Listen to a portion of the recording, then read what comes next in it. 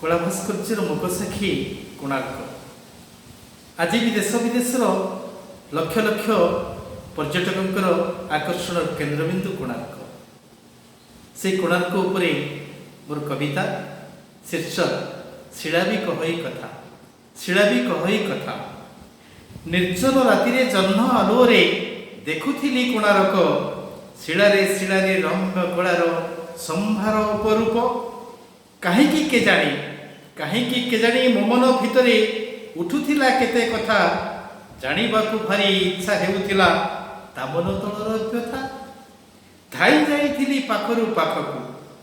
ଯାଇଥିଲି ପାଖରୁ ପାଖକୁ ଛୁଇଁବାକୁ ନେଇ ମନ। ଲାଗୁଥିଲା ମୋତେ ଚାରିପାଖ ଖାଲି ଶୂନ୍ୟ ନୁହେଁ ମହାଶୂନ୍ୟ। ବଡ଼ ଆବେଗରେ ଧରି ପକାଇଲି ପରିତ୍ୟକ୍ତ ଶିଳାଖଣ୍ଡ। ପଚାରି ବୁଝିବି ତା ଅତୀତ କଥା କାଳେ ଖୋଲିଦବ ତୁଣ୍ଡ। ଚୁମି ଚାଲିଥିଲି ମୋ ଗର୍ବ ଗୌରବ ଅତୀତର କଥା ଭାବି। ତା ଭିତରେ କିନ୍ତୁ ଖୋଜି ଚାଲିଥିଲି ସତ୍ୟ ଜୀବନ ଛବି। ଜାବୁଡ଼ି ଧରିଲି ଦୁଇ ପାପୁଲିରେ ସିକ୍ତ ହେଲା ମୋର ହସ୍ତ। ଜାଣିପାରିଲିନି ସ୍ୱେଦବିନ୍ଦୁ ଅବା ଶିଳ୍ପୀ ଦେହର ରକ୍ତ। ଶୁଭି ଯାଉଥିଲା ନିଆଣ ହାତୁଡ଼ି ପଥର ଭଙ୍ଗାର ସ୍ୱର। କୋଳାହଳମୟ ପରିବେଶ ପୁଣି 1200 ବଢ଼େଇଙ୍କର। ଛନ୍ଦାୟିତ ହୋଇ ଯାଉଥିଲା ପାଦ ଶିହରିତ ଦେହ ମନ। ସପ୍ତାଶ୍ଚର୍ଯ୍ୟ ଶିଳା ଦେହେ ଭରା ଓଡ଼ିଆର ସ୍ୱାଭିମାନ। ହଠାତ୍ କେମିତି ଥରି ଉଠିଲା ସେ। ଥରିଗଲା ମୋର ଦେହ।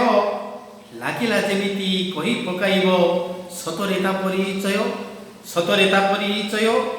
ଲାଗୁଥିଲା ପୁଣି କାନ୍ଦୁଛି ସିଏ ଆଖିରୁ ଝରୁଛି ଲୁହ।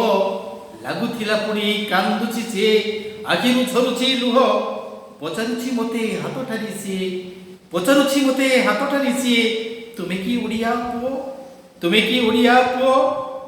ଦେଖାଇଲା ସିଏ ଭଗ୍ନ ମୁଖଶଳା।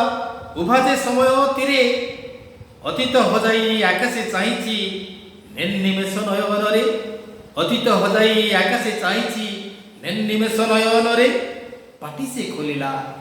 ପାଟି ସେ ଖୋଲିଲା କହି ପକାଇଲା ବିଷୁମହାରଣା କଥା। 1200 ବଢ଼େଇ ଲୁହ ପୁଣି ଅନ୍ତର ତଳ ବ୍ୟଥା। ହଜି ଯାଇଥିବା ଜୀବନ ଯୌବନ ପୁଣି ଥର ମାର ତ୍ୟାଗ। ମନ୍ଦିର ଗାତ୍ରରେ ଶୋଭା ପାଉଥିବା ଶିଳ୍ପୀର ପ୍ରେମ ରାଗ। ନିଆଣ ହାତୁଡ଼ି ମାଡ଼ର ଯନ୍ତ୍ରଣା ସହିତେ ହୋଇଛି ଟାଣ। ସେଦିନ କେମିତି ସାଧନା ସିଦ୍ଧିରେ ଭରିଥିଲା ତାର ପ୍ରାଣ। ନିଆଣ ହାତୁଡ଼ି ମାଡ଼ର ଯନ୍ତ୍ରଣା ସହିତେ ହୋଇଛି ଟାଣ। ସେଦିନ କେମିତି ସାଧନା ସିଦ୍ଧିରେ ଭରିଥିଲା ତାର ପ୍ରାଣ। ସେଦିନ ଜାଣିଲି ଏ ପୁଣ୍ୟ ମାଟିରେ ଶିଳା ବି କହଇ କଥା। ପ୍ରଳୟ କେବେ ବି ଢାଙ୍କି ପାରେ ନାହିଁ କୀର୍ତ୍ତିମୟତାର ଗାଥା। ସେଦିନ ଜାଣିଲି ଏ ପୁଣ୍ୟ ମାଟିରେ ଶିଳା ବି କହଇ କଥା। ପ୍ରଳୟ କେବେ ବି ଢାଙ୍କି ପାରେ ନାହିଁ କୀର୍ତ୍ତିମାନତାର ଗାଥା। ଧନ୍ୟବାଦ।